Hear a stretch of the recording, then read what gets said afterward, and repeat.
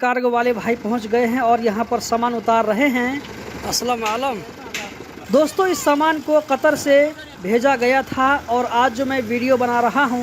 अस्सलाम वालेकुम दोस्तों, आप तमाम दोस्तों को एक और नई वीडियो में वेलकम करता हूं।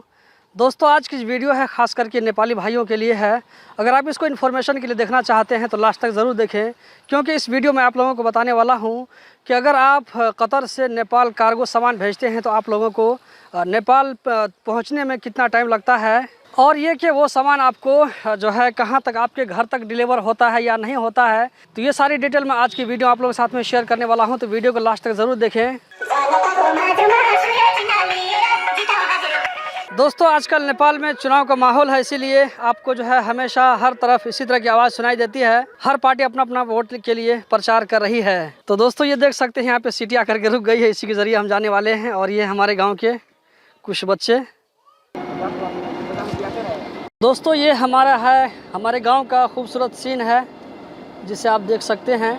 अगरचे ये एक व्लॉग टाइप की वीडियो है, लेकिन आप लोगों को इसमें बहुत ही कीमती जानकारी मिलने वाली है कि अगर आप भी कतर से सामान भेजते हैं, कार्गो भेजते हैं, तो आपको कतर से अपना घर तक पहुंचने के लिए कितना टाइम लगता है और इसका क्या रेट है। वही सामान को हम रिसीव करने के लिए जा रहे हैं, क्योंकि जो है कार्गो का सामान मेरे घर तक नहीं आया है। दोस्तों, मैं इनरवा जा रहा हूं कार्गो का सामान रिसीव करने के लिए।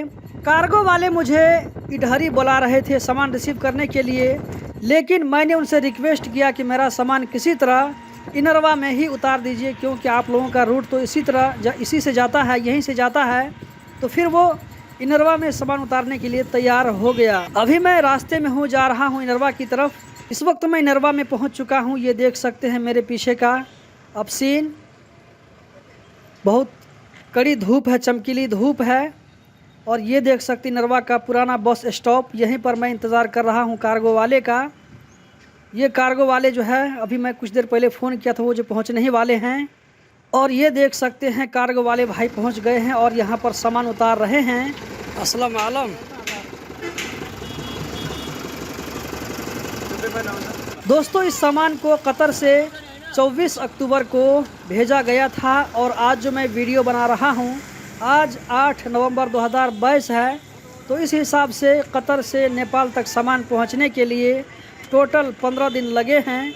और ये सामान आपके घर तक डिलीवर नहीं होता है, बल्कि आपके घर के जो नज़दीक में जो वहाँ पर कोरियर का जो सेंटर होता है, वहाँ तक वो लोग पहुँचा देते हैं और वहाँ से खुद आपको जा कर के लाना होता है। ये सामान मेरा नहीं था, किसी दोस्त का सामान था, तो मैंने रिसीव कर लिया है। और उसको मैं, जो दोस्त का आदमी है, यहाँ पर टैक्सी लेकर के पहुँचने वाला है। बल्कि टैक्सी वाले भाई यहाँ पर टैक्सी लेकर के पहुँच चुके हैं।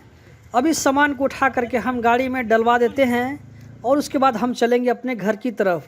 दोस्तों, इस सामान को जो भेजा गया है, मैंने भेजने वाले भाई से पूछा तो उन्होंने बताया है कि पर केजी 12 रियाल और 90 दिरहम के हिसाब से, मतलब कि लगभग 13 रियाल पर केजी के हिसाब से इसको चार्ज लगा है। तो आप भी इसी हिसाब से भेज सकते हैं। यहाँ पर इन्होंने किस कार्गो से भेजा था, मैं उस कार्गो का नाम ये नहीं बता सकता हूँ, क्योंकि एक स्पॉन्सर वीडियो नहीं है। तो दोस्तों, उम्मीद करता हूँ इस वीडियो से आप लोगों को इन्फॉर्मेशन मिला होगा कि आप भी कतर से नेपाल कैसे सामान भेज सकते हैं और कितना टाइम लगता है भेजने के लिए। इस वीडियो को देखने का बहुत बहुत शुक्रिया। वीडियो को लाइक करके आगे शेयर करना मत भूलें।